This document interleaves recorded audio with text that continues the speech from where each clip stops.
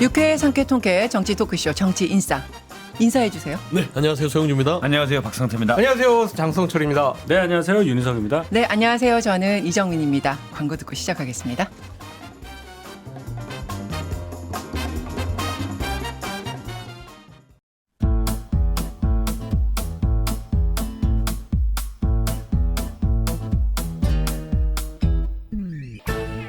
유쾌한 정치 토크쇼 정치인싸.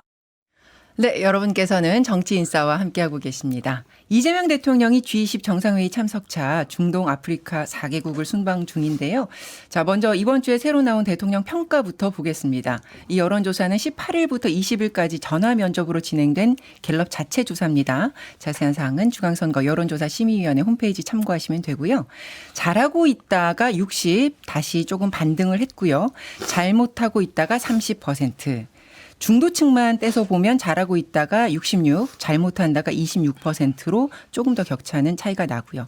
긍정평가의 이유는 역시 외교였습니다. 34%로 가장 많은 응답이 나왔는데요.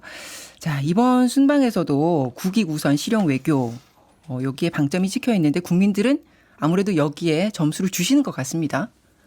그렇죠. 이재명 대통령은 대통령 되시기 전까지는 한국 정치 모든 이슈의 중심에 있었잖아요.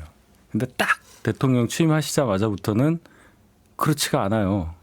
저는 이게 바람직하다고 봅니다. 네. 그러니까 대통령이 정치 이슈나 아니면 다른 것들 뭐 여러 가지 좀 말이 될 만한 거에 연루되지 않고 이렇게 예를 들어 외교, 그다음에 뭐 국방 이런 큰 이슈만 하시는 모습을 보여주면 국민들이 지지할 수밖에 없는 거예요. 우리 대통령이니까. 그래서 이제 요게 쭉 가기를 저는 바랍니다. 대통령이니까요. 그런데 이제 경제 문제 하나 둘씩 이제 나올 상황이 될 거다. 이제 6개월이 지나기 때문에 임기가 내년부터 시작해서 저는 그걸 보거든요.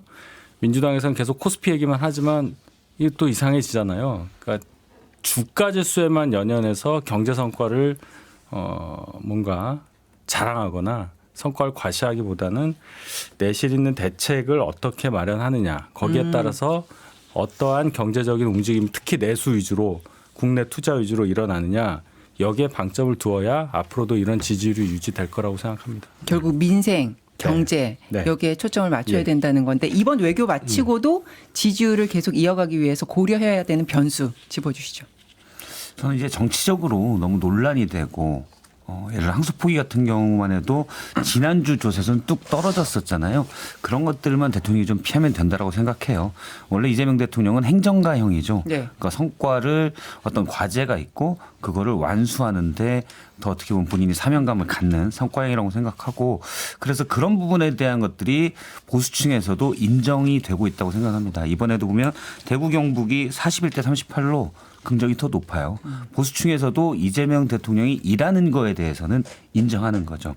그러니까 60% 내외로 50% 후반에서 60% 초반까지 쭉 나오는데 어떻게 보면 뭐 하는 일에 비해서 적다라고 볼 수도 있겠지만 원래 대선 전에 반감이 많았던 부분이 있어서 그건 제한적이라고 봅니다. 그래서 이 정도 나오면 상당히 양호한 성과다라고 보고 있고 이건 일에 대한 평가가 많다고 봅니다. 그러니까 대통령이 정치적 쟁점을 좀 피하고 앞서 이제 윤석 대변인님이 경제 얘기해 주셨는데 저는 경제가 나빠지는 거는 예를 들어서 물론 나쁜 건 되게 조심해야 되죠. 그런데 예를 들어서 뭐 IMF나 리먼 사태, 카드 사태 이런 것만 아니면 당뇨 같은 거예요. 확 체감되지는 않습니다. 천천히 나빠져요. 왜요? 물론 그래도 몸을 부동산 건강하게 정책 해야죠. 같은 것들은 바로바로 그렇죠. 부동산은 다만 이거는 급성 독감 같은 거예요. 그래서 이것만 조심하면 사실은 경제가 조금씩 이건 되게 주의해야 되지만 여론조사상은 이게 확 나오진 않습니다. 그럼 살살 지금 나빠지기 큰 때문에. 그림에서 어떤 것을 조심해야 된다라는 얘기인데 지금 당장 어떤 현안과 연결시켜서는 어떤 부분을 주의해야 될까요? 민주당이죠. 민주당이 이재명 대통령의 발목을 잡고 있습니다. 저는 민주당이 정치적인 논란, 뭐 여러 가지 분란, 갈등 불러일으키지 않으면 지금 이재명 대통령 지지율은 80% 정도 넘지 않을까 그런 생각이 좀 듭니다. 그래서 민주당 당과 대통령실과의 관계 이런 내년 지방선거 그다음 전당대회를 앞두고 권력투쟁 이런 것들을 어떻게 잘 정리해 나가느냐 그것이 참 문제일 것 같아요. 자, 그럼 민주당 내부로 시선을 좀 옮겨보겠습니다. 좀 네. 내부가 시끄러워요. 국회 법사위 소속 범여권 의원들이 대장동 사건 항소 포기에 반발한 검사장 18명을 고발했죠. 그런데 민주당 지도부가 상의 없었다고 불쾌했고요. 김용민 의원이 그랬더니 사전에 다 얘기했는데 기억을 못하는 것 같다. 이렇게 반박도 했는데 일단 어떤 게 진실이에요? 지금 이 두 입장에서는. 그러니까 이제 그 좀 객관적으로 보면 법사위가 지도부와 상의 없이 검사장 18명 고발한 건 맞는 것 같아요. 그리고 얘기를 했다고 하는데 그게 직접적으로 최종 약속이 잡힌 그 행위는 아니었다. 이제 보통 우리가 소통이라는 게 밥 약속을 잡더라도 밥 한번 먹지 툭 던지고 가면 이건 약속이 아니 소통이 아니잖아요. 둘이 머리를 맞대고 몇 날 며칠의 시간 돼 해서 딱 잡아야 이게 소통이거든요. 근데 법사위랑 지도부가 그런 건 없었던 것 같고 저는 이게 그 이런 문제가 불거졌을 때의 그 또 대응 자체가 또 이게 민주당 내에 갈등 있는 거 아니야 이런 거예요. 왜냐하면 김병기 원내대표가 굉장히 불쾌감을 느꼈습니다. 뭐 좀 막 그 조어까지 쓰면서 마음대로 해. 뒷감당 니들이 알아서 해. 이런 식으로 하면 안 되지 했는데 그런 법사위 김용민 간사가 좀 이런 부분들을 물밑에서 조금 다독여서 끝내야 되는데 대응을 해버렸어요. 걱정하지 마셔라. 우리가 알아서 할 테니까. 이러면 이건 뭐 갈등 있는 거 아니야 이러는데 사실 또 뒤에 또 수습을 한다고 우린 갈등이 없다고 하면서도 양 지도부 그러니까 정청래 대표나 김병기 원내대표가 이 검찰에 대해서 굉장히 강한 어조로 어떤 메시지를 냈기 때문에 법사위가 알아서 이걸 한 거다라고 또 해버리면 이게 수습이 안 돼요. 그래서 좀 이게 수습 방식들을 잘 가져갔으면 좋겠고 검사장 18명 어디 가지 않습니다. 그리고 고발장 그게 말하자면 마감 시간이 있는 것도 아니잖아요. 그러면 이런 부분들은 뭐 우리가 집권 여당이고 사실상 현 이재명 정부인데 정성호 법무장관도 의견을 들어봐야 되고 지도부의 의견도 들어봐야 돼서 법사위에서 고발 조치한다고 하면 그게 뭐 문제가 되겠어요. 그런데 왜 이렇게까지 급하게 갔는지 요거는 좀 이번에 법사위가 좀 실수한 것 같다 그래 봐요. 실수가 아니죠. 계속 이러고 있죠. 그러니까 민주당 법사위에 있는 법사위원장이나 간사 같은 경우에는 원내대표가 따로 있는 거예요. 민주당의 원내대표는 김어준 씨예요. 왜냐면은 뭔 소리예요? 그게. 김어준 씨 방송 들어보셨어요? 아침에? 김명기 원내대표가 선출된 대표입니다. 근데 왜 상의 안 해요? 이런 중요한 문제. 원내대책회의 김용민 간사에게 하잖아요. 물어보십시오. 그러니까 김어준 씨가 그 본인 방송에서 계속적으로 이 검사들 가만두면 안 된다. 이번에 확실하게 정리하고 처리해야 된다. 이런 메시지를 계속 냈어요. 그거를 김용민 법사위 간사가 바로 받들어 총한 것이 아닌가 그런 생각이 듭니다. 이걸 그냥 웃고 아이 그럴 리가 있어 뭐 무슨 김어준이야라고 할 게 저는 아니라고 봅니다. 이게 한두 번이 아니고 여당 된 지가 지금 거의 6개월 가까이 됐는데 진짜 여당처럼 행동하는 것은 민주당 내부에서 원내 지도부밖에 없다고 생각해요. 당 지도부하고 법사위 지도부는 적어도 아직도 야당처럼 여당스러운 모습을 보여주지 않고 자꾸만 그 대통령실이라든지 뭐 이런 범 여권의 전체적 움직임을 끌고 갈 수 있는 상황이 못 되는 걸로 보입니다. 그럼 이게 조금 시간이 지나면 분화할 수밖에 없는 거예요. 또 이 얘기하면 그러길 바라냐라고 얘기하는데 저희는 저희 당 수습부터 급한 건데 네. 옆에서 볼 때 너무 이해가 안 가서 그래요. 아니 하다못해서 원내대표가 상의가 안 됐다라고 얘기하면 예. 상대방인 법사위 소속의 김용민 의원 정도 되는 분이라면 내가 충분히 상의를 하려고 했는데 못했다든지 이래야 되는지 상의했는데 기억을 못하시는 것 같다라든지 이렇게 얘기하면 그럼 원내 지도부를 상대당처럼 얘기하는 거 같은 당이 맞느냐라는 얘기가 나오고 그 정도 얘기였으면 안 보겠다는 얘기예요. 참 이해가 안 갑니다. 근데 이게 제가 볼 때는 원내 지도부는 치고 빠지기 전략이었던 것 같아요. 항소 포기가 지난주 갤럽 조사에 봤듯이 긍정과 부정이 29대 48 중도도 똑같이 나왔습니다. 여론은 더 안 좋다고 봐야 되죠. 근데 그게 바로 잘못했다고 하기 좀 그러니 치고 이제 반검찰로 검찰 개혁으로 치고 빠진다 이건데 김용민 의원 이제 법사위 쪽 얘기는 그때 저쪽도 치고 들어갔잖아. 난 그냥 따라 들어갔을 뿐이야 라고 얘기하는 것 같아요. 앞서 윤희석 전 대변인 말대로 사실 소통이 안 된다 또는 법사위가 어떤 자기들 나름의 이유 때문에 계속 간다라고 봐야 되는데 애초에 전 그렇게 얘기하고 싶어요. 그러니까 지난 대선 때 민주당이 여당이 된 건 대선의 승리에서이고 대선 때 이재명 대통령 당시 이재명 후보가 강력하게 얘기했던 건 모두의 대통령 국민 통합입니다. 설령 함령하는 검사들 징계가 어느 정도 맞다고 쳐도 이게 여론도 안 좋고 당시 대선에 내걸었던 약속 국민 통합 모두의 대통령과 배치되고 그렇게 가다간 국민 통합이 어려울 수 있으니 저는 빠질 것도 필요하다고 생각해요. 그러니까 사안도 사안인데 아까 지금 말씀하신 것처럼 왜 김용민 의원이 그런 식으로 대응을 했냐 뭐 이 말씀도 하셨는데 또 한편에서는 김병기 원내대표 성정도 한 몫을 한 거 아닌가. 근데 소통 없었다를 그렇게 공개적으로 막 기자들 있는 데서 이야기를 한 게 갈등을 좀 있어도 관리하고 숨기려고 했어야 되지 않냐 뭐 이런 시각도 있긴 그렇게 하더라고요. 얘기하는 거는 좀 과해요. 김병기 원내대표가 한두 번입니까? 그러니까 본인이 당한 게 한두 번이 아니니까 화가 날 만하죠. 이게 이제 처음 이런 일이 벌어졌는데 김병기 원내대표가 막 이렇게 폭발해서 기자들 앞에서 얘기한다면 이런 예. 지적이 맞을 수 있으나 지난번에 특검 합의부터 시작해서 재판 중직법부터 시작해서 조의대 청문회부터 시작해서 이것까지 이르렀을 때 원내하고 상의를 안 하잖아요. 그러니까 저는 뭐 김병기 원내대표를 뭐 편을 드는 게 아니라 사실 있는 객관성을 봤을 때 김병기 원내대표 속이 터질 거예요. 그러니까 각 당에서 지도부를 뽑는 이유는 전략적 판단을 하라고 지도부를 뽑습니다. 그러니까 원내를 포함해서 당 지도부와 원내 지도부가 상임위에서 하는 모든 것들을 당에 도움이 되는지를 판단하고 그다음에 이제 집권 여당이니까 국정에 도움이 되는지를 판단하는 역할을 하라고 의원들이 거기 앉혀놨어요. 그러면 최소한 상임위가 본인들의 결정에 자율성이 있다 손 치더라도 상의를 하는 거 어렵지 않잖아요. 자, 근데 법사위원들은 우리는 할 일을 했다라는 입장이던데 그러면 마이웨이 계속 한다 이렇게 읽히잖아요.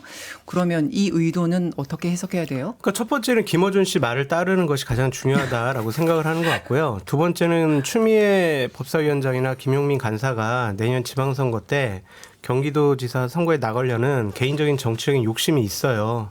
그런 것들이 한몫을 했고 또 하나는 검찰 개혁이라는 부분은 이 민주당 권리당원 분들이 상당히 원하고 강력하게 추진해라라고 하는 응원하는 문제잖아요. 그렇다라고 하면 권리당원의 마음에 들기 위해서 이런 것들을 본인들이 더 강력하게 밀고 나갔다. 그런 이미지를 주고 싶어 하는 거죠. 참 부정하기가 힘들어요. 근데 그냥 구독 보시면 돼요. 동의하세요? 근데 여쭤보려고 이런 했는데. 부분들에 있어서 오해를 충분히 살 만한 것들이 예. 사실 지금 정성호 법무부 장관도 항소 포기 이후에 여러 가지 이슈들이 국정에 도움이 안 되는 상황에서 본인도 이 사태를 마무리하려고 조직 안정화가 먼저라고 말했어요. 공개적으로. 그러면 그거를 법사위원들이 우리 당에 많은 사람들이 들었을 거 아닙니까? 네. 그럼 판단을 할 수 있잖아요. 그러니까 당원들이 사실 이 검찰이라는 부분들이 지난 정권에서 권력의 신여처럼 지렸고 뭐 야당을 탄압했고 이런 부분에 안 좋은 마음을 갖고 있는 거 있어요. 저도 있어요. 하지만 이게 어떤 그 보복성의 어떤 그런 의정으로 비춰서는 안 된다라는 게 국정을 하는 사람들의 입장일 수 있잖아요. 그럼 이게 속도 조절만 해주면 언젠가는 이 사람들에게 인사조치를 통해서 거기에 상응하는 책임을 물을 수 있는데 이게 당하고 상의 안 되는 상황에서 가버리니까 이게 집권 여당 안에서도 뭔가 신뢰와 안정감을 못 주는 것은 정말 좀 우려스럽고 사실 저는 세 가지를 순서로 생각했으면 좋겠어요. 예. 우리 당의 자당 의원들이 첫 번째 국정에 도움이 되는가, 그다음에 당에 도움이 되는가, 그다음에 자기 정치예요. 근데 지금 국정과 당의 도움보다는 자기 정치가 먼저 앞선 게 아닌가라는 우려가 있어서 이건 충분히 안에서 좀 이게 조율이 될 수 있거든요. 그래서 이런 부분들을 좀 숨고르기를 하고 가자 그런 말씀드립니다. 그 항소포기 대응 말씀을 하셨으니까 그 이번에 여당과 정부가 좀 한 목소리를 내고 뭔가 여당이 로우키를 좀 보여주고 있다라는 느낌을 받는 부분이 박철우 서울지검장 인선한 건데 이번 주에 첫 출근했잖아요. 그 인선에 대해서 평가를 좀 해주시죠. 저는 좀 과했다고 봅니다. 왜냐하면 박철우 이전 반부패 부장이죠. 항소 포기에 대해서 사실은 항소할 거냐 말 거냐 이게 중앙지검장이 대검과 협의하는 창구가 반부패 부장입니다. 그럼 그분과 실질적인 지휘 라인에 있는 분이에요. 그리고 박철우 부장은 직접 중앙지검에 항소를 포기하라. 라고 얘기를 한 분이에요. 그래서 논란의 한 중심에 서 있는 사람을 전국 최대 검찰청인 중앙지검장으로 앉힌다. 물론 약간 현 정부와 코드가 맞는 검찰 간부가 몇 없다고는 하더라고요. 일부에서 이제 김태훈 남부지검장이 중앙지검으로 갈 것 같다라는 얘기가 사실은 검찰 내부에서 있었다고 그러더라고요. 근데 어쨌든 됐는데 가더라도 중용하더라도 좀 뒤가 낫지 않았나라는 생각입니다. 근데 이거는 정면 돌파, 강공, 우린 틀리지 않았어. 라는 어떻게 보면 저는 이재명 대통령 스타일이라고 봐요. 이 항소포기 관여 의혹에 대해서 박철호 신임 지검장 입장은 내게 나에 대해서 잘못 알려진 게 많다. 뭐 이렇게 부인을 하고 있는 상황이에요. 이분 중앙지검장이 이렇게 길게 인터뷰했다는 건 전 처음 봤어요. 얼마 전에 임명된 대검차장, 그러니까 총장 대행이죠. 그분은 거의 말 안 하고 들어가던데 그분보다 이분한테 훨씬 더 힘이 실려져 있는 것처럼 보이는 인사란 말이에요. 근데 이분 정치할 것 같은데 쭉 자기 얘기하던데 이 말도 했잖아요. 검찰 구성원들의 반발 이해한다. 정치권에서도 그 반발을 이해해달라. 굉장히 정치적인 메시지가 그런데 됐다는 말씀이세요? 저희가 듣고 싶은 말을 안 했어요. 뭘 안 했냐. 지금 항소 포기의 이유에 대해서 검찰 쪽에서는 나온 얘기가 없어요. 그 이유에 대해서. 사퇴한 노만석 전 총장 대행도 나중에 얘기한다고 그러고. 경위를 결국에는 밝히지 않고 밝히지 나갔어요. 않았잖아요. 경위를. 경위와 이유. 한 번도 들어본 적이 없고 민주당에서만 계속 얘기를 해요. 뭐 김어준 씨가 얘기한 건지 모르지만. 그래서 그 얘기를 안 하고 이렇게 빠져나가는 거 보니까 이분도 결국은 정치를 하겠구나 하는 생각이 들어서 뭐 부적절 인사는 둘째 치고 간에 이렇게 해서 검찰 구성원들을 다 어떻게 좀 내부의 분위기를 수습하고 앞으로 갈 수 있느냐 여부에 대해서는 부적절이라고 생각합니다. 부적절한 인사가 아니라 잘못된 인선이라고 생각이 듭니다. 네. 왜냐하면은 이거는 검찰을 완벽하게 줄 세우겠다. 우리 말 잘 들어라. 우리가 하는 결정에 대해서 이제 찍소리 하지 말아라. 그런 사인으로 읽힐 수밖에 없어요. 검찰을 완벽하게 무력화시키겠다라는 그런 인선으로 보여집니다. 그래서 대단히 부적절하고 잘못됐다. 이거는 정말 내로남불 정권이다 이렇게 말씀드려요. 윤석열 정권 시절에 그렇게 뭐 권력의 눈치를 보고 권력자 수사 못하는 검사들을 향해서 상당히 질타했던 게 민주당이었잖아요. 이제는 그 검사들에게 권력에 굴종하라고 압박을 하고 목덜미를 잡고 있습니다. 이게 맞습니까? 잘못됐습니다. 검찰의 마지막 인사가 될 거예요. 이제 검찰 곧 문 닫잖아요. 그래서 이제 더 이상 뭐 검찰 인사는 뭐 불필요할 것이고 마지막 검찰 반발 이 부분들을 잘 다독이면서 조직 안정화를 좀 꾀하자라는 차원에서 인사 같고요. 사실 이번 인사를 돌이켜 보면 각 정권이 바뀔 때마다 이 정권의 어떤 사법 개혁의 방향과 맞는 사람들을 앉혀놓습니다. 그렇잖아요. 예전에 뭐 문재인 정부 시절에 있다가 윤석열 정부 되면 문재인 정부 시절에 인사된 검찰들을 어디로 보냅니까? 법무연수원으로 유배 보내죠. 예. 그리고 또 저기 이번에 됐는데 보면은 이 그 서울지검장 말고도 수원고검장이랑 광주고검장 이 두 사람이 이제 고검장으로 왔어요. 이분들도 3년간 유배 생활을 윤석열 정부에서 했어요. 이게 뭐 한동훈 전 대표 그 언론과의 유착 수사했던 분이 3년간 이제 법무연수원 갔고, 그다음에 추미애 법무부 장관 옆에 있었던 사람이 또 3년간 유배했다가 다시 이제 활약 복귀를 하긴 했는데 이거는 그냥 정권의 인사 정도 수준이라고 보면 될 것 같고, 네. 나머지 10개월 남은 검찰 내부의 개혁을 마무리를 잘 해라.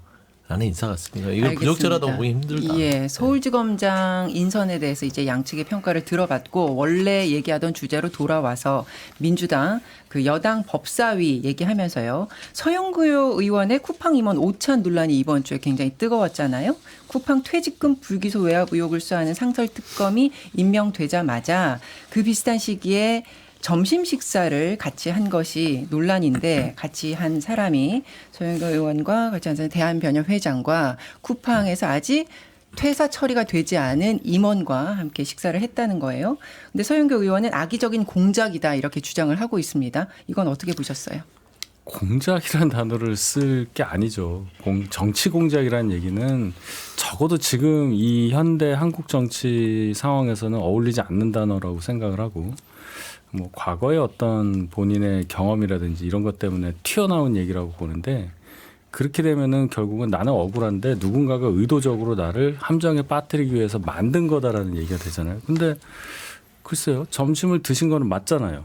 그리고 그분들이 누구냐에 대해서도 다 다르게 보도된 건 아니지 않습니까?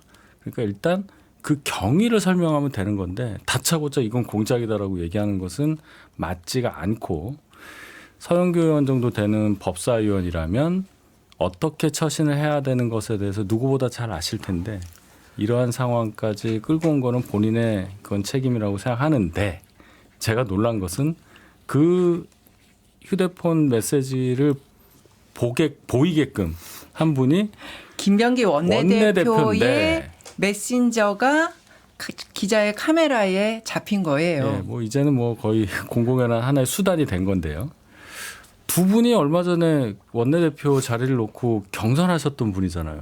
그런 것도 처음 봤습니다. 원래 이 같이 경쟁했던 사람끼리는 그래도 뭔가 존중해주지 않나요? 아, 의도적으로 노출한 거다 이렇게 그걸 해석하세요? 모르겠어요. 저도 그걸 모르겠어요. 뭐 여러 가지 그 뒷얘기는 이제 하실 텐데 뭐 보좌진이 어땠고 뭐 이런 제가 얘기 있는데 예, 대단합니다 진짜. 예. 민주당. 어떻게 확인하셨어요? 네, 확인을 좀 해봤어요. 예. 그랬더니 이게 이제 서영교 의원이 굉장히 억울할 만하다. 근데 이제 대응은 조금 이게 뭐 친윤들의 공작이다 이렇게 해버리면 이제 앞뒤가 안 맞는 건데 화가 나서 그러셨을 거고 김병기 원내대표한테 보낸 문자가 언론 취재가 들어간 거래요. 그래서 언론에 취재가 들어가기 때문에 이 부분에 있어서 대응을 해야 된다. 알고 있어라라고 정보 보고를 한 게 이제 노출이 된 건데 이게 뭐 이 우리가 오해하는 것들이 김병기 원내대표가 마치 이걸 뭐 의도적으로 한 것처럼 뭐 그렇지는 않습니다. 그러니까 김병기 원내대표의 보좌관이 이런 내용을 취합을 해서 원내실에서 전달을 했다는 거잖아요. 언론 취재가 들어가니까 이런 내용으로 부적절한 만남이 있다로 해서 이제 원내대표한테 정보 보고를 한 건데 이게 뭐 의도적으로 흘렸다는 부분들이 전혀 사실이 아니다. 사실 뭐 국회의원들이 본회의장이나 상임위 회의장 또 곳곳에서 회의하는 장면 중에 휴대폰이 성능 좋은 카메라에 잡히곤 하잖아요. 제가 볼 때 의도적인 건 거의 없는 것 같아요.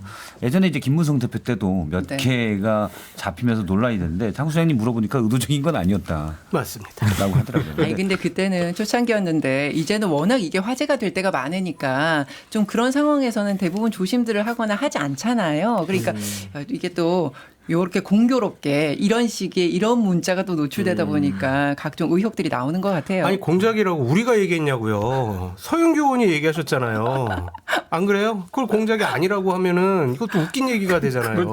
근데 그래요? 공작의 주어가 친윤들의 공작이라고. 그럼 김병기 원내대표랑 그 친윤이에요, 보좌관이 친윤이에요? 그분들이 공작한 아니, 거예요? 그래서 제가 앞서 얘기했잖아요. 그렇게 공작을 대응을 하는 건 아니다. 알겠습니다. 안 하셨었으면 아, 자기네들끼리 공작이라고 해놓고 윤호개인이네. 이거는 예, 해프닝이에요, 여기서 해프닝. 1부 마무리하고 광고 듣고 2부로 넘어가겠습니다. 지금 여러분께서는 6회, 상쾌, 통쾌한 정치 토크쇼 정치 인싸를 듣고 계십니다.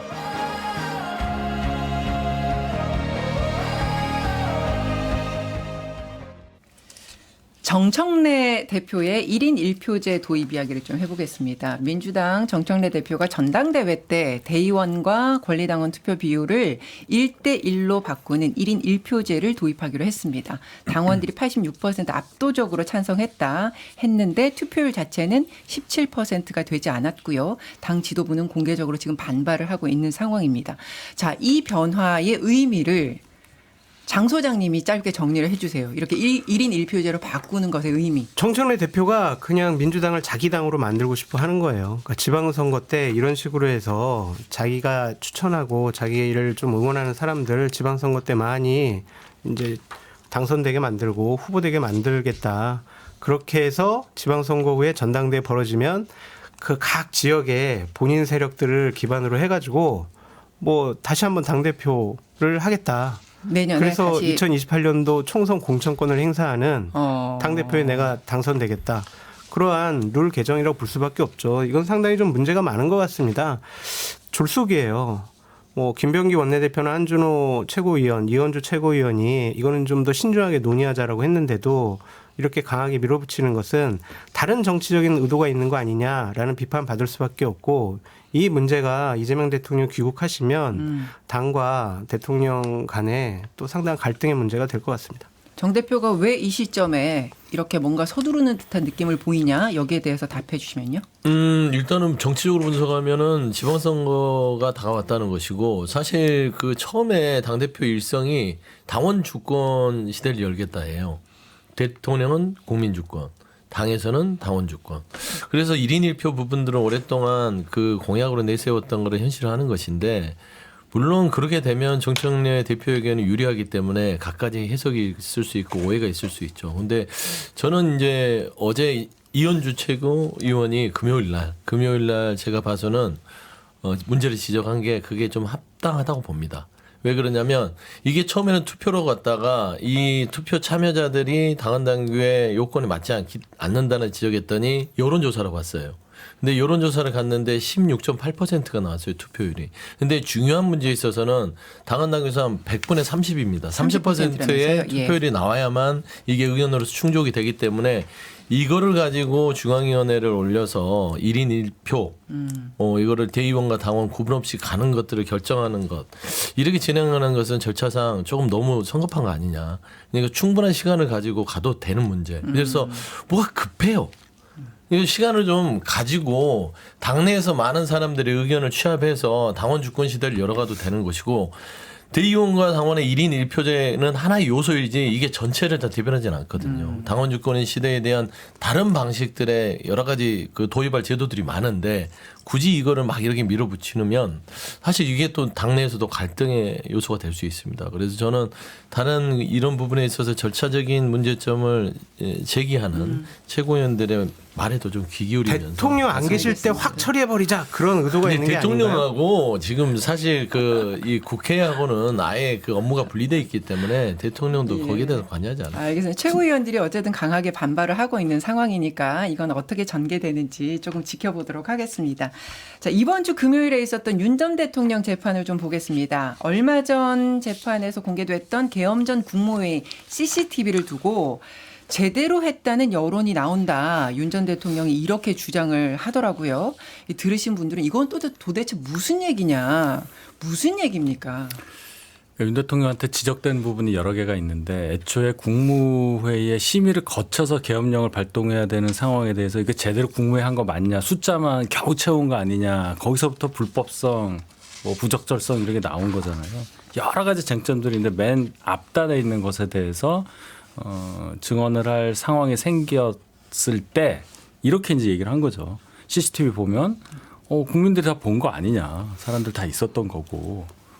한 대표도 한덕수 당시 총리도 반대 의견도 냈다. 그러니까 제대로 심의가 됐다는 것을 주장하기 위해서 국무회의가 잘 됐다는 것을 피력한 것이라고 저는 봅니다. 물론 재판부에서 어떻게 받아들였을지는 별론이죠. 네. 그러니까 윤 전 대통령이 몇몇 장관만 국무회의에 소집을 해서 회의에 참석하지 못한 장관들의 심의 의결권을 침해했다. 이런 혐의가 추가로 기소된 그렇죠. 상태이기 때문에 필수 멤버를 다 불러서 문제가 없다. 지금 이 주장을 하는 거예요. 그거 자체가 틀린 얘기죠. 국무위원들이 다 와야 되는데 골라서 참석시켰다는 거잖아요.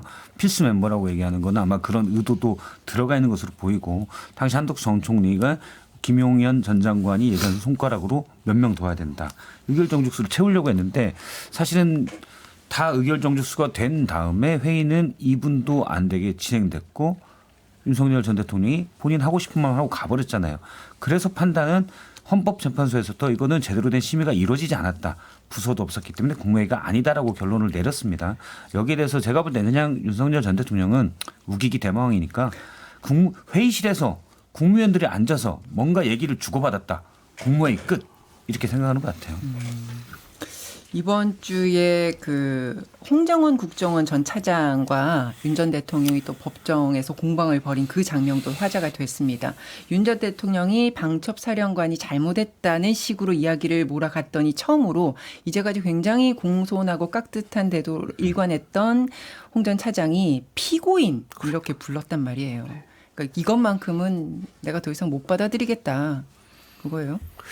대통령 자격이 없는 사람인 거를 그냥 속에 있는 마음을 이번에 확 내던진 것이 아닌가. 그 부분에 화가 났던 것 같아요. 방첩사령관이 말이야 막 하면서 그 막 쌍스러운 욕설 비슷한 얘기까지 하면서 했잖아요. 네. 그러니까 야, 저 사람이 진짜 비겁한 사람이구나. 부하들에게 책임을 전가하는구나. 그 부분에 대해서 화가 많이 난 것 같은데 저도 쭉 다 봤는데 예. 윤석열 전 대통령이 저러한 인식과 생각과 판단으로 국정을 운영하고 인사를 하고 비상계엄을 하고 그 이후에 변명하는 것 그런 것들이 참 다시 한번 저 사람은 대통령 할 자격이 없었구나. 그런 생각을 좀 확고하게 하게 됐습니다. 그리고 홍장원 그 국정원 2차장이 마음으로 피고인이라고 할 땐 얼마나 한심하고 비겁한 어떤 이 사람을 대상을 앞에 두고 있어 나왔겠어요. 그동안 그래도 깍듯하게 뭐 윤 전 대통령님께서 이렇게 늘 해왔는데 누가 보더라도 저도 그걸 계속 보거든요. 그러니까 윤석열 피고인이 무슨 얘기를 하는지 저는 그 이해하려고 계속 보는 거예요. 이해가 안 돼요. 횡설수설하고 결국에는 내가 방공국가 단체라고 내가 전화해서 했어요? 그래 안 했습니다. 여인영 방첩사한테 들어서 제가 이런 부분들이 명단을 듣고 나서야 의아심을 가졌습니다. 홍장원 차장이 계속 설명을 하는데도 나는 그거를 당신한테 얘기한 적이 없는데 왜 그거를 내가 얘기했다고 그래? 그러면 누구를 잡으라고 싹 잡아들여겠습니까? 그랬더니 뭐래 간첩 그 있잖아요. 뭐 그런 사람들 이렇게 얘기를 하는 거예요. 뭐 간첩이 방공국가 단체 아니에요? 그러니까 이 말을 했다 저 말을 했다 횡설수설하는데 홍장원 차장한테 완전히 KO표를 당하기도 했고요. 비겁함을 드러낼 수밖에 없는 그런 증언의 서로의 그 설전이었다. 그 내용을 저도 쭉 봤는데 예. 사실 윤석열 전 대통령이 횡설수설해서 도대체 의도가 뭔가 이런 게 좀 있지만 요약하자면 제가 생각하는 요약은 이렇습니다. 당시 이제 홍장원 차장에게 여인영 사령관이 전화해서 체포자 명단을 불러줬다는 데 대해서 수사의 시호자도 모르는 여인영이 이렇게 불러주고 자 여인영은 그렇다 쳐요. 근데 검사 생활을 20여 년 넘게 한 검찰총장 출신의 대통령이 그런 얘기를 할 수 있었다고 보십니까가 말의 핵심이더라고요. 예. 거기에 붙는 수식어는 상식적으로죠. 거기에 대답한다면 상식적으로 지난해 겨울에 계엄하는 게 말이 됩니까? 말이 안 되는 얘기를 하는 거예요. 그러니까 보다 못해서 홍장원 차장이 피고인 더군다나 그걸 부하에 떠넘기는 거 보고 그렇고 팩트를 얘기한다면 이미 여인영 전 사령관이 비상계엄 직후에 김용현 장관으로부터 연락을 받고 체포자 명단을 받았다라고 얘기한 바가 있습니다. 그러니까 윤 전 대통령의 이 발언들이 횡설수설하는 듯이 들린다. 우리가 이 얘기를 했는데 사실 태도만 보면 굉장히 당당하거든요. 그래서 이렇게 엄청 당당한 태도로 임하는 모습이 계속해서 중계가 되는 거 이게 본인한테는 부담이 안 될까. 그리고 더 나아가서는 국민의힘에는 대단한 부담이 아닐까. 어떻게 보세요? 부담이 되죠. 이렇게 해서 저희 당에 대한 뭐 지지율이 올라간다든지 그럴 리는 없잖아요. 하나 그래도 조금 바람직하다고 할까요? 표현이 좀 그런데 볼 수 있는 거는 윤 대통령이 계속 이런 모습을 보이기 때문에 윤 어게인을 주장하던 분들의 세가 좀 약화되는 느낌은 들어요. 이게 자꾸 나오면서 어느 정도 윤 대통령에 대해서 계속 기대 아니면 그분에 대한 어떤 뭐 같은 마음 갖고 계셨던 분들이 이게 자꾸 노출이 되면 어느 지점에선 동조할 수 없는 부분이 생길 거 아닙니까? 예를 들어서 홍장원 차장하고 대화를 나누는 중에 보면 결국은 홍장원 차장이 핵심 일지는 그 부분 부하한테 다 떠넘기는 거냐. 그게 핵심이잖아요. 그게. 어제 그 영상은 여인영 사령관이 봤어야 돼요. 봤겠죠. 봤겠죠. 네. 근데 이제 한 가지는 분명한 것 같아요. 앞으로 병보석 신청은 불가할 것 같다. 건강하더라고요. 말하는 거 보니까. 당당이라기보다는 아주 그냥 그 파이팅이 넘쳐서 앞으로 무슨 아프다고 해서 뭐 병보석을 신청을 해 이런 것들은 불가할 것 같다. 그 한덕수 전 총리 재판에서는 김용현 전 국방장관이 증인으로 출석을 했을 때 동행했던 변호인들이 법정에서 결국 감치 명령을 받고 물론 감치가 되진 않았습니다만 그리고 또 나와서 유튜브에서 재판장의 실명까지 거론을 하면서 욕설을 퍼붓고 겁박하고 그랬습니다. 그리고 다음 날 법정에서도 나와서 또 조롱과 비아냥을 이어갔고 법원에서는 이제 더 이상 이거는 결코 좌시하지 않겠다. 법적 처리하겠다. 뭐 이렇게 했는데 이거는 무슨 전략이라고 봐야 됩니까? 일단 이 어떻게 변호인이 이럴 수가 있어라고 하기에는 좀 무리가 있는 게 이 변호인 두 분 중에 한 분 이하상이라는 변호인이 어떤 분이냐를 좀 알아야 될 것 같아요. 이분이 전광훈 씨 당에서 대선 후보로 경선에도 나갔던 정치적 성향이 굉장히 강한 분이란 말이에요. 예. 그 정치를 하고 싶어하는 분이라고 생각을 해요. 경선까지 나왔으니까. 그러면 이분의 생각이 적어도 김용현 본인의 의뢰인인 김용현 전 장관하고 거의 합치된다고 봐야 되잖아요.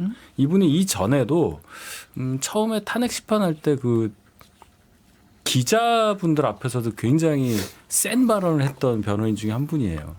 그래서 이분이 이제 김용현 전 장관이 증인으로 출석한 그 재판에서 또 해필이면 그 재판장은 그 그 이진관 재판장이잖아요. 네. 이진관 판사 그 강하게 얘기하는 것에 대해서 일부러 그랬다는 식으로 얘기를 하고 또 이제 감치 관련해서도 본인이 이제 법 기술을 동원해서 결국 안 됐잖아요. 이걸 이제 나와서 얘기하는 과정이 우리는 이 재판 인정하고 싶지 않은데 결국 내가 한 방 먹였다.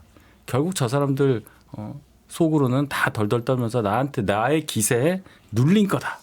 이런 이제 정신 상태를 보여주는 거. 그러니까 그건 여론전을 한다라고 들리는 건데. 여론전도 아니에요. 그래요? 제가 볼 그러면 때는. 김용현 전 장관의 변호인인데 결코 유리하지 않잖아요. 제가 그 지점을 꼭 지적하고 싶은 게 의뢰인한테 그게 도움이 되냔 말이에요. 그러면 이 상황을 그럼 김용현 전 장관이 아니 변호인이 이러면 어떡합니까? 라고 할까? 그렇지 않다는 거예요. 재판 자체에 대한 개념이 이분들이 인정 안 하는 거 아니에요. 이 재판 잘못된 재판이고 수사도 잘못된 거고 나는 인정을 못해. 어떤 결과가 나도 나는 인정 못하기 때문에 저항하는 대상으로 보는 거지. 재판이 잘 진행돼서 나에 대한 형이 내가 바라는 만큼 합리적으로 나오기를 바란다. 이게 아니니까 변호인까지 이렇게 행동하는 거라고밖에 해석을 못 하겠습니다.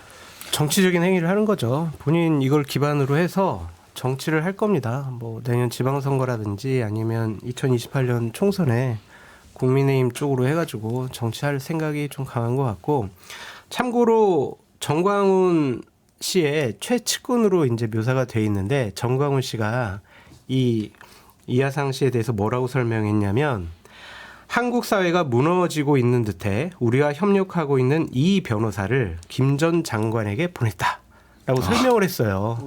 그러니까 정광훈 목사가 이 사람을 그냥 보낸 건데 참 이런 분들이 참 보수파를 대변을 하고 보수파 쪽의 인사라고 지칭되는 것만 해도 국민의힘과 보수파 쪽에는 상당히 그냥 불리하고 어려움을 정광훈 가질 씨가 수 있는 보낸 거군요. 본인 입으로 그렇게 얘기했어요.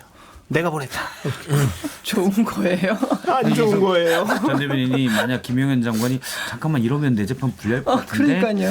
그런 생각이 안 할 것 같다고 했지만 저도 이제 안 할 것 같긴 한데 만일에 하게 된다면 예. 이 이모 변호사의 반응은 잠깐만 기다려봐. 지금 네 재판이 중요해? 우리가 이렇게 더 저항을 해야지. 그런 정도의 지금 태도를 보이고 있어요. 근데 이분들에게 어느 정도 제도권의 공간을 열어주면 안 되죠. 인구가 5천만 넘으면 제가 늘 얘기했지만 별의별 사람이 다 있습니다. 그럼 정광훈 씨 일당들은 자기들끼리 한쪽 저쪽 가서 놀게 해야 되는데 문제는 장도영 대표가 자꾸 공간을 열어주고 있는 거예요. 그게 문제입니다. 정광훈을 그 어떤 파트너로 그 공당의 대표가 지정해줬기 때문에 그 공간을 확실하게 열어줬죠. 동행할 사람이 우리는 황교안, 그다음에 조원진, 그다음에 정광훈. 그러니까 이 정도면 이제 보증이 되는 거예요. 그러니까 이 이모 변호사 같은 사람이 기고만장해서 재판장에서도 그러고 밖에 나가서 사이버상에서도 지금 현재 재판을 진행하는 판사를 향해서 입에 담지 못할 욕설을 하는 거 아니겠습니까? 저는 변호사라는 직업을 갖고 있지만 이런 분들은 사회에서 이 직을 계속 할 수 있게끔 둬야 되는지를 우리가 전체적으로 고민해야 될 때가 된 것 같아. 이게 아무리 표현의 자유라고 하지만 그게 상대에게 피해를 주는 표현의 자유는 용인해서는 안 되잖아요. 그리고 사실 법원에서도 불쾌감을 드러냈고 이 부분에 대해서 법적 조치를 하겠다고 하는데 제가 여기저기 찾아보니까 이게 명예훼손인데 정보통신망법에 의한 명예훼손은 일반 형법상의 명예훼손보다 훨씬 그 처벌이 중하더라고요. 예. 그래서 저는 이런 부분들을 아마 법원에서 조치해서 이 사람이 더 이상은 이 변호사업을 하지 못하도록 하지 않을까. 그리고 그렇게 해야 될 거라고 봅니다.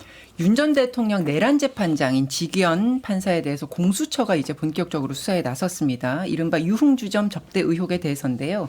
이미 대법원 측 그러니까 윤리감사관실에서는 3명이 2차를 갔는데 지기현 판사는 금세 일어났고 나중에 결제 금액도 170만 원이라서 최대한 이걸 3명이 나눠도 1인당 100만 원이 안 되기 때문에 징계 사유가 없다 이렇게 해서 접은 부분입니다. 하지만 그날 결제 금액이 300만 원 넘게 나왔다는 관계자의 증언이 새롭게 나왔어요. 저는 술을 못 먹으니까 이게 도대체 감이 안 와서 예. 다른 분이 말씀하셔야 될 것 같은데 예. 제가 감이 안 그러니까 와요. 이게 결국에는 300만 원이 넘었다는 것은 이제 n분의 1을 하면 100만 원이 넘을 수 있다는 가능성을 보는 건데 자 그러면 이게 청탁금지법 위반이다. 이제 이런 논리로 갈 수 있는 거란 말이에요. 핵심은 지기현 판사가 그 자리를 몇 시에 떠났냐. 언제 떠났냐가 중요한 것 같아요. 왜냐하면은 지기현 판사 일단 처음에는 관련자들의 진술만 받은 거잖아요. 그러니까 그들의 주장인 거죠.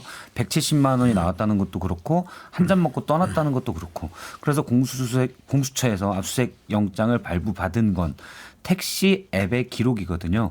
그럼 지기현 부장판사가 몇 시에 거기서 떠났냐. 그러니까 몇 시부터 술자리가 시작됐고 몇 시에 떠났냐. 뭐 택시를 잡는데 시간이 오래 걸렸다. 이런 모르겠지만 아마 기록이 호출 시간부터 다 있을 겁니다. 그런 것들을 감안했을 때 그러면 어느 정도 분량을 했냐. 그냥 n분의 1이 아니라 전체 술자리가 이 둘이 이제 계속 남아서 오래 먹었을 수도 있었으니까요. 그게 좀 나와 봐야 얘기를 할 수 있을 것 같아요. 정탁금지법 위반 여부는 예. 초기에 만약에 술자리 시작되고 뭐 30분 내에 떠났다.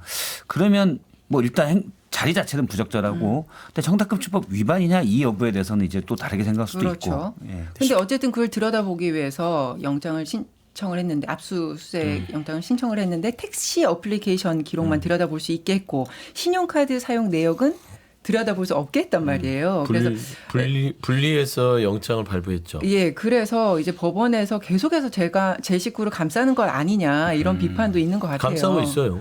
누가 보더라도 상식적으로 이거를 총괄해서 왜 신용카드 계좌는 안 내주고 택시에만 그건 또 발부를 해줘요. 그러니까 적당선에서 지기현 판사 동료에게 피해가 안 가는 수준까지만 영장을 발부해 주는 겁니다. 수사를 하려면 최소한 청탁금지법이면 계좌하고 신용카드 내역까지는 들여다볼 수 있게 해줘야 되는 거 아니에요? 그래서 이 부분은 제 식구 감싸기라고 비판을 받아도 지금 법원이 뭐 변명 여지는 없는 것 같고 사실 지기현 판사는 원죄가 있는 거예요.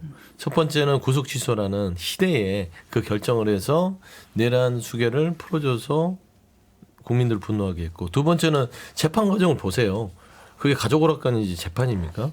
사실 이 이진관 판사와 이게 대비가 되니까 더욱더 그렇게 보이는 것 같아요. 저는 그런 부분에서 신뢰할 수 없는 지기현 판사의 여러 가지의 원죄가 지금 현재 그 룸사롱에서의 대법원의 감찰과 지기현 판사의 대응을 믿을 수 없다.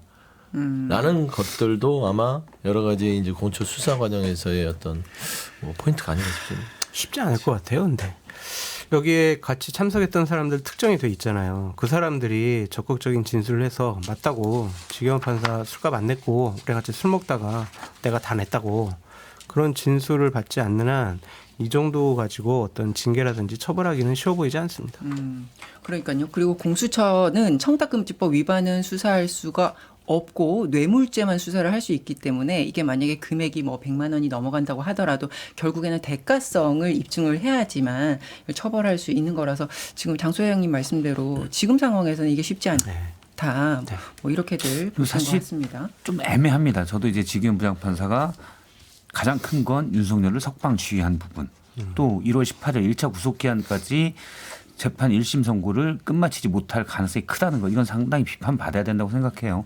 근데 지금 또 만약에 지기현 재판부가 뭔가에서 나가게 된다면 이게 정무적으로 어떨지 그렇죠. 그건 사실 좀 애매해요. 그러니까 공수처 수사가 늦었죠. 예. 이제 사실 시작되는 거예요. 근데 지금 또 흔들어서 갑자기 정지되면 재판을 그러면 현재 내란 거기서 이제 윤석열, 김용현, 조지호를 다 재판하고 있는데 재판부가 교체되면 또 다른 재판부가 와서 이걸 시작하는가 이런 부분들이 좀 애매한 부분들이 있습니다.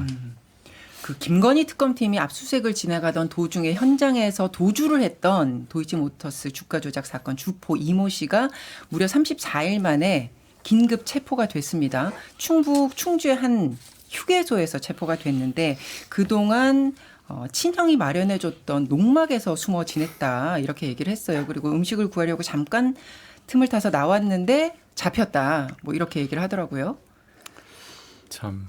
또 다른 조력자가 있었을 거다. 특검은 지금 그런 부분도 이제 들여다보고 있는 것 같고요. 뭐 그 조력자가 뭐 김건희 씨랑 관련돼 있는 사람이면 또 모르겠는데 거기까지는 나온 게 없으니까 더 얘기한 건 그렇고 도대체 어떻게 한 달이나 이걸 피할 수 있었는지 좀 그게 참 궁금해요. 신발도 못 신고 그냥 뛰어내리는 거 아니에요? 아무것도 그렇게까지 없이. 허겁지겁 도주했던 이유는 뭘까요? 글쎄요, 그건 뭐 개인 성향 아니겠어요? 아무리 큰 범죄를 저질러도 그냥 난 뭐 괜찮아 그래서 나가서 조사받는 사람이 있는 반면 그냥 무작정 도망가고 나서 보는 사람일 텐데 아마 이분은 저는 후자에 가깝다고 봐요. 그렇게 보고 우리가 뭐 이 사람이 김건희 여사랑 무슨 관계가 있다는 쭉 하는데 우리가 지금 집중해야 될 건 그 관계 여부가 아니라 도이치모터스 주가 조작 사건에 있어서 이 사람이 무슨 역할을 했는지가 중요한 거 아니에요? 그렇게 따져보면 지금까지 수사선상에서 그렇게 중요하게 취급되던 사람이 아니었기 때문에 우리가 괜히 사회면에 나올 얘기를 가지고 이렇게 얘기하고 있는 게 아닌가 하는 생각이 들어요. 이 사람을 비호하는 게 아니고 지금 우리가 집중해야 될 게 따로 있다는 얘기를 하는 이제 거예요. 도이치 수사 때 처음에는 계좌 관리를 DB증권 계좌 관리를 좀 했지만 2010년 뭐 9년에서 10년 사이입니다. 했지만 특별한 범죄 정황은 발견하지 못했다 해서 이분이 이제 재판 증인으로 몇 번 됐는데 나오지 않았었습니다. 그런데 특검에서 다시 보니까 주가 조작 정황을 알고 있었던 새로운 정황이 나왔다라는 게 이제 특검 입장이고 그래서 이준수 씨도 주가 조작 공범으로 할 수 있는 그런 정황을 좀 본 것 같아요. 근데 거기에 한 축이 있고 우리가 새롭게 또 알게 된 사실 보면은 김건희 씨와의 어떤 개인적으로 밀접한 관계였다. 법정에서 대화 내용이 공개가 됐었죠. 내가 그렇죠. 더 비밀을 지키고 싶은 사람이다. 뭐 이런 그렇죠. 대화가 오갔어요. 예, 물론 그 비밀이 뭐 주가 조작에 관한 비밀일 수도 있고 또는 개인적인 비밀일 수도 있고 중의적으로 해석될 수 있는 부분인데 그런데 이제 만약 그러면 상당히 가까운 사이였다면 이준수 씨를 축으로 또 하나의 범죄와 뭐 비리 이런 것들이 있지 않을까? 그런 것도 전 특검이 조사해 볼 만하다고 봅니다. 지킬 비밀이 많으니까 도망을 가지 않았을까요? 근데 그 지킬 비밀이 두 가지 측면이죠. 하나는 주가 조작 부분들에 드러나지 않은 부분.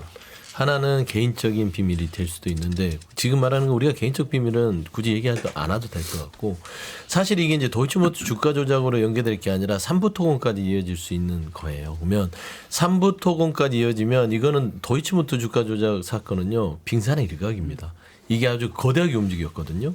예를 들어서 엘바이오텍에서 삼부 토건으로 넘어가는 그 흐름이 있고 그게 따지고 보면 강남 일대에 허니마을이라는 지금 그 개발 부지에 있어서도 지금 최은순 씨, 뭐 김건희, 김진우 이분들이 관련이 돼 있다는 그런 얘기들이 있어요. 거기가 이제 삼부토건의 예. 주가 조작의 큰 덩어리가 있단 말입니다.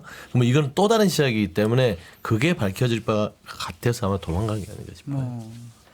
김건희 씨에게 국민의힘 김기현 의원 부인이 명품 가방을 건넸던 사실이 드러났었잖아요. 그래서 그 가방 브랜드 로저비비의 한국 본사 그리고 그걸 판매했던 백화점까지 모두 압수수색을 받았습니다. 그러면 이제 김기현 의원의 그 배우자도 소환 검토되고 있는 걸까요? 소환이 불가피하지 않겠습니까? 이 정도 얘기 나왔는데 적어도 어떤 경위로 그걸 전달했냐에 대해서는 수사를 할 수밖에 없다 생각을 하고 이제 거기서 나올 얘기가 뭐냐. 결국은 이게 김건희 씨가 공무원도 아니고 하기 때문에 굉장히 애매한다고 특검에서 생각한다. 이 얘기를 제가 들었는데 어쨌든 김기현 의원의 배우자분은 소환이 될 소환할 것이다. 수밖에 없다. 수사 몇 번 받아야 할 거다. 이건 뭐 피할 수 없겠죠. 그러니까 김기현 의원은 예의 차원의 인사였다라고 해명했지만 특검은 편지와 명품 가방이 전달된 시기를 주목하고 있는데 공교롭게 김기현 당대표로 선출되고 나서 9일 뒤에 이게 전달이 된 거고 과연 그러면 이 과정에서 김건희 씨가 어떤 역할을 했었던 것인가 그거에 대한 대가인가 뭐 이런 부분까지 전당대회에서요? 예, 이런 전당대회 김기현 대표가 당대표로 선출되는데 김건희 씨가 어떻게 역할을 했던가 뭐 이런 거를 결국엔 들여다보겠다는 거 아닙니까? 그렇죠. 근데 이제 건진을 예. 통해서 사실은 김기현 당시 당선에는 윤석열 전 대통령이 막대한 영향력을 행사한 것 다 알고 있잖아요. 이른바 김장현대라는 게. 그래서 180만 원 이게 사회적 의뢰라는 것도 부적절하지만 만약에 사후수뢰 대가다 답례다 거기다 보답으로 준 거다. 그러면 문제가 또 커질 수 있죠. 이 법적인 파장과 정치적 파장이 서로 다른데 법적인 문제를 넘어서 지금 국민의힘에는 이제 정치적 파장으로 어떻게 연결이 될 것인가 그 부분들을 예의주시할 것 같아요. 일단 기본적으로 당대표를 지낸 분에 대한 당대표 선출 과정에서 지금 이런 얘기가 나온 거잖아요. 그런데 그 당시에 너무나 전당대회를 떠들썩하게 했어요. 결국은. 그래서 그 과정에서 이제 이런 얘기가 나오는 거고 또 중요한 당사자는 지금 여기 안 계시고 해서 당 입장에서는 뭐 해명이고 뭐 할 게 없죠. 김건희 씨라는 분이 이거 말고도 여러 뭐 받은 게 많잖아요. 예. 그럼 이게 일상적으로 받는 과정에서 아니 당대표의 배우자가 되자마자 이걸 줬어 하면 대중이 뭐라고 생각을 할까요? 이건 뭐 맞고 가야죠. 방법이 없습니다. 이거는. 국민의힘은 이은재 의원이 다시 돌아오셔야 될 것 같아요. 무슨 말씀이세요? 사퇴할 사람들 많은 것 같습니다. 알겠습니다. 장 소장님 뭐 말씀하려고 하셨잖아요. 근데 선물이 마음에 안 들었던 것 같아요. 왜냐 6개월 만에 쫓겨났잖아요. 쫓겨났어요. 조금 좋은 거 주시지. 그러니까 샤넬로 가야 되는데. 알겠습니다. 수사 진행 상황을 보도록 하겠습니다. 광고 들으시죠. 6회 3회 통쾌 정치 토크쇼 정치인싸 오늘 방송은 여기까지입니다. 지금까지 서영주 민주당 전 부대변인, 박성태 사람과 사회연구소 연구실장, 윤희석 국민의힘 전 대변인, 장성철 공론센터 소장, 그리고 저는 아나운서 이정민이었습니다. 다음 주 오전 11시에 여러분 다시 찾아뵙겠습니다. 고맙습니다. 감사합니다. 고맙습니다.